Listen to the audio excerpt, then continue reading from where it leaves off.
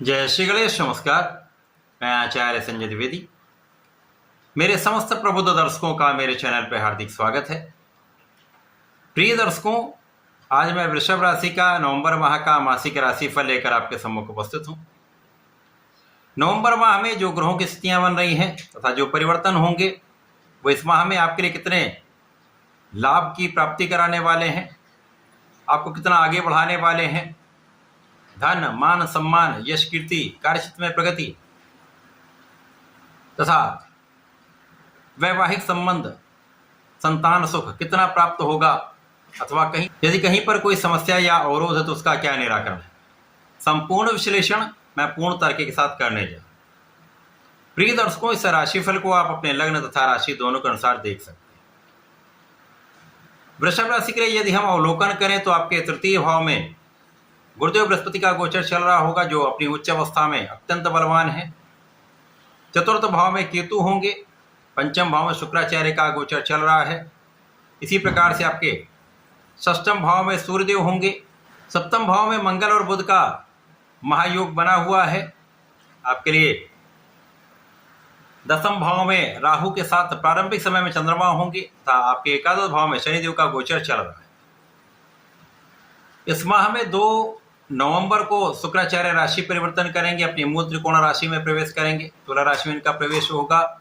ये सूर्य के साथ योग बनाएंगे। षष्ठम भाव में इनका गोचर आरंभ होगा। 16 नवंबर को सूर्यदेव का राशि परिवर्तन होगा। सूर्यदेव अपनी नीच राशि से निकलकर मंगल की वृश्चिक राशि में सप्तम भाव में प्रवेश करेंगे। यहाँ पर मंगल के साथ बुध और सूर्य का महायोग बनेगा। इसी प्रकार से इस माह में 23 नवंबर को बुध राशि परिवर्तन करेंगे। क्योंकि ये वक्री अवस्था में आ चुके होंगे तो ये पीछे की राशि में प्रवेश करेंगे, अर्थात तुला राशि में इनका प्रवेश होगा। यहाँ पर शुक्र और बुध का एक महायुति प्रभाव आरंभ होगा। इसके साथ ही साथ 28 नवंबर को शुक्राचार्य का पुनः राशि परिवर्तन होगा, जब ये वृश्चिक राशि में प्रवेश कर जाएंगे और यहाँ पर त्रिग्रही योग का निर्माण हो जाएगा। सूर्य, शुक्र और मंगल का योग बने। इस माह में अत्यंत विशेष प्रभाव प्राप्त होंगे, क्योंकि इस माह में 3 ग्रह वक्री अवस्था में होंगे। गुरुदेव बृहस्पति, शनिदेव वक्री अवस्था में चल ही रहे, बुध भी यहाँ पर वक्री हो जाएंगे, जिसके कारण इस माह में 3 ग्रह वक्री अवस्था में अपना प्रभाव देंगे। वृषभ राशि के लिए यदि हम देखें तो ग्रहों की स्थितियां अत्यंत श्रेष्ठ हैं। शनिदेव अत्यंत कारक होकर लाभ भाव में स्थित हैं, महाबलवान स्थिति है। इसी प्रकार से तृतीय भाव में गुरुदेव बृहस्पति उच्च अवस्था में विराजमान है। ये दोनों ग्रह ही इस माह की समस्त स्थितियों को नियंत्रित भी कर लेंगे, समस्याओं का भी निस्तारण करेंगे तथा आपको संपूर्ण लाभ प्रदान करने जा। राहु का भी स्थान जो है वो आपके लिए दसम भाव में है और वृषभ राशि के लिए राहु भी अत्यंत प्रभावी होते हैं। यद्यपि जो कुछ कहीं समस्याएं आ रही उनका भी यहाँ पर हल निकलेगा। नवंबर माह में वृषभ राशि के लिए महाबलवान भाव आपका पंचम भाव हो रहा है, जहां पर शनिदेव की सीधी दृष्टि का प्रभाव है। यहाँ जो राशि बनती है वो कन्या राशि है, जिसके स्वामी बुध हैं, जो वर्तमान समय में नवंबर माह में भी ये सप्तम भाव में गोचर कर रहे होंगे, जहां से इनकी सीधी दृष्टि का प्रभाव लग्न पर होगा।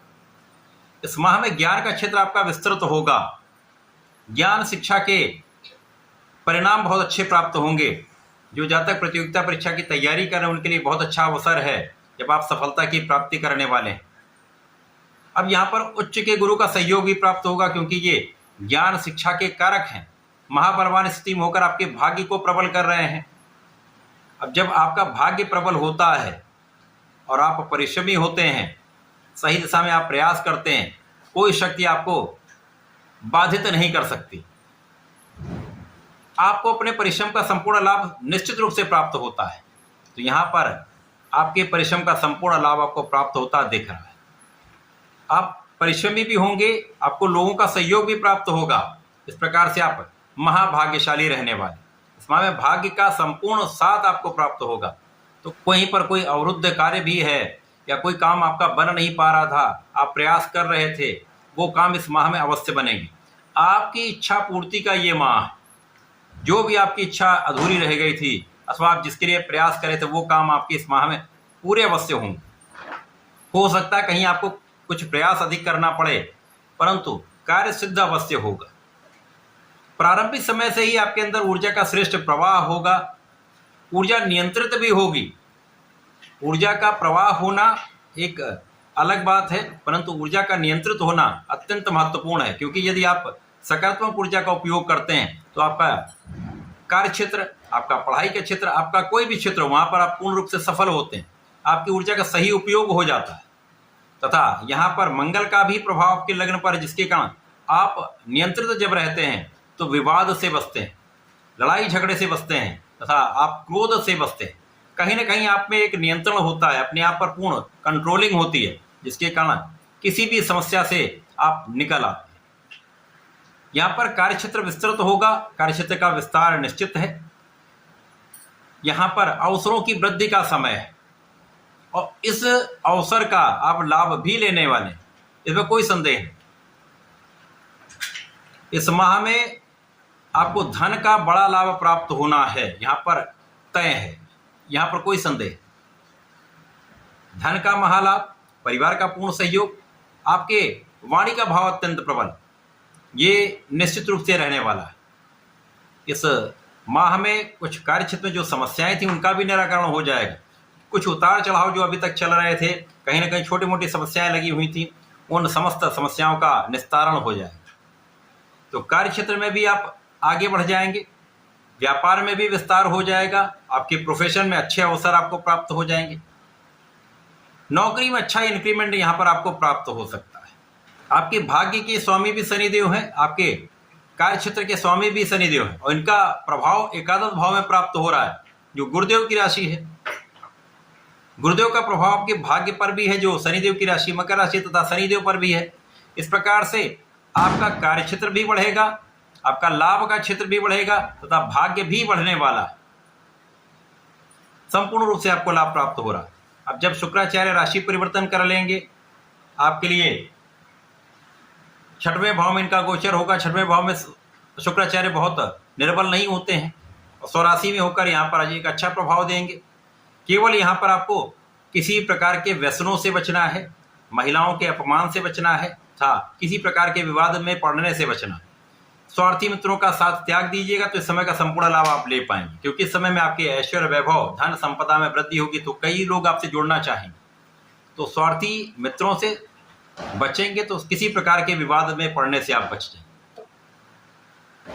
इसी प्रकार से यहाँ पर जब तक सूर्यदेव के साथ इनका योग रहेगा, किसी प्रकार की कोई समस्या नहीं आएगी, शत्रुओं का विनाश होगा तथा आप अपने ऋण को चुका पाएंगे, रोगों पर नियंत्रण होगा। परंतु जब सूर्यदेव का राशि परिवर्तन आपके सप्तम भाव में हो जाएगा, सूर्यदेव महाबली हो जाएंगे। यहाँ पर वृश्चिक राशि में वृश्चिक राशि के स्वामी मंगल के साथ इनका योग बन जाएगा, तो त्रिग्रही योग आपके सप्तम भाव में प्राप्त हो जाएगा। आप धनेश और यहाँ पर आपके चतुर्थ भाव के स्वामी सुकेश सूर्यदेव और मंगल जो आपके सप्तमेश ही हैं, इनका योग बन जाएगा। यहाँ पर ऐसी स्थिति बन रही है तो जिन जातकों का विवाह अभी तक नहीं हो पाया था, किसी भी कारण से अवरोध आ रहे थे, उनका विवाह निश्चित रूप से तय हो जाए। आपके विवाह का पूर्ण योग यहाँ पर बन रहा है, किसी प्रकार का कोई संदेह नहीं। यहाँ पर साझेदारी में कुछ कार्य करना चाह रहे हैं तो आप कर सकते हैं, अच्छा लाभ प्राप्त होगा। नए व्यापार में जाना चाह रहे हैं, व्यापार आरंभ करना चाह रहे हैं तो बहुत बढ़िया समय है, आपको लाभ अवश्य प्राप्त होगा।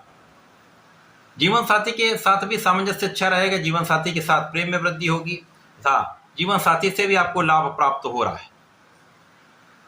इसके पश्चात जब बुध का राशि परिवर्तन होगा, बुध एक राशि पीछे की ओर पहुंचेंगे और तुला राशि में इनका योग शुक्राचार्य के साथ उनकी राशि में होगा। अब बुध यहाँ पर धनेश है तथा पंचमेश है। धनेश पंचमेश का षष्ठम भाव में जाना यहाँ पर निर्बल प्रभाव देगा, तो यहाँ आपको अपने पढ़ाई में पूर्ण रूप से ध्यान देना होगा, लापरवाही नहीं करनी। यदि आपने यहाँ पर लापरवाही नहीं करी तो किसी प्रकार की कोई बड़ी समस्या नहीं होगी। और यहाँ पर कुछ मौसम के रोग या एलर्जी की समस्या हो सकती है, जिसके कारण आपका पढ़ाई का भाव कुछ बाधित हो सकता है, कुछ अवरोध आ सकते हैं। तो यहाँ पर पूर्ण मनोयोग के साथ आपको लगे रहना। यद्यपि यहाँ पर आपका आत्मबल, आपका कॉन्फिडेंस बहुत अच्छा रहेगा, यहाँ पर आपके अंदर ऊर्जा अच्छी रहेगी, परंतु कहीं ना कहीं थोड़ा सा डिविएशन आपके लिए समस्या उत्पन्न अवश्य करेगा, परंतु आप उसको नियंत्रित कर लेंगे। जरा सी ध्यान देने वाली बात है, विवेक के साथ आप निर्णय लेंगे, विचारशील रहेंगे तो समस्या नहीं है। इस समय में जो अगला परिवर्तन होगा वो शुक्राचार्य का है। शुक्राचार्य सप्तम भाव में चले जाएंगे, जहाँ पर सूर्य, शुक्र और मंगल का योग बन जाएगा। त्रिग्रही योग पुनः प्राप्त हो जाएगा। अब यहाँ पर लग्न के स्वामी सप्तम भाव में होकर लग्न को देखेंगे तो आपके तनाव कम हो जाएंगे, स्वास्थ्य समस्याएं कम हो जाएंगी, आप अत्यंत प्रबल हो जाएंगे। यहाँ पर आपके पास अवसरों का लाभ आपको प्राप्त होने लगेगा, आपका कार्य क्षेत्र विस्तृत होगा, आपके अधिकार क्षेत्र में वृद्धि होगी। तो पूर्ण रूप से ये आपके लिए अत्यंत सकारात्मक प्रभाव प्राप्त होने लगेगा।